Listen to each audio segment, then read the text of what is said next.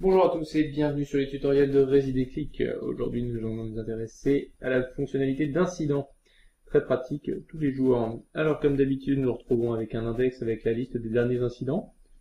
On retrouve ici quelques incidents que le profil de cher visiteur a déjà signalé. C'est pour ça que vous voyez les petites croix et les petits boutons modifiés, parce qu'il en est l'auteur.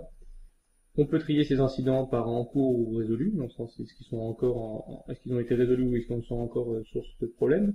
Et on peut bien évidemment ajouter. Alors comment se détaille les incidents? Un titre, une description, une photo, et la possibilité de confirmer un incident. Quelle idée de la confirmation d'incident? C'est juste pouvoir valider, si quelqu'un d'autre a repéré cet incident, le confirmer, parce que du coup si deux personnes l'ont confirmé, ça montre bien que c'est un problème que plusieurs personnes ont rencontré, et donc à ce moment-là le conseil syndical peut sans hésiter le signaler.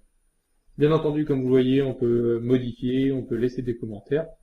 Il y aura modification, rien de bien méchant, hein, toujours pareil, quelques champs, et la possibilité de changer le statut en cours ou résolu.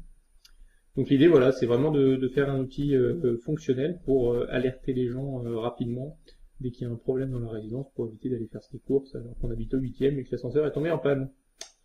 Qu'est-ce que cela donne du côté du conseil syndical? Eh bien, ça donne à peu près la même chose. On commence maintenant à être habitué aux différences en fonction des profils. Le conseil syndical qui, bien entendu, est le modérateur de la plateforme, et il aura accès à la possibilité de supprimer un incident ou de le modifier, puisqu'il a les statuts de modération. Donc là, comme vous voyez, sur les 4 incidents, on a la possibilité et de modifier et de supprimer.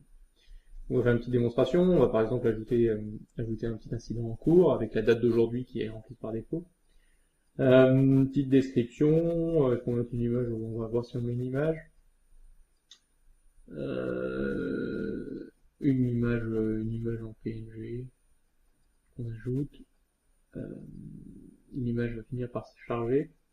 Et là, en gros, voilà, on peut, comme je vous le disais, confirmer. Donc en cliquant dessus, on enregistre un vote. Et en fait, le petit indicateur à gauche dans la partie orange vous indique le nombre de votes. Donc bien sûr, vous pouvez le supprimer à tout instant à l'aide de la petite croix. Et voilà. Quel intérêt aussi, les utilisateurs qui ont stipulé dans leurs préférences qu'ils souhaitaient recevoir des alertes email à chaque fois qu'un incident a été signalé, reçoivent ce type d'email, c'est-à-dire qu'un nouvel incident a été signalé par cher visiteur, donc n'hésitez pas à aller faire un tour sur le site. Voilà, c'était pour les incidents, à bientôt pour d'autres tutoriels.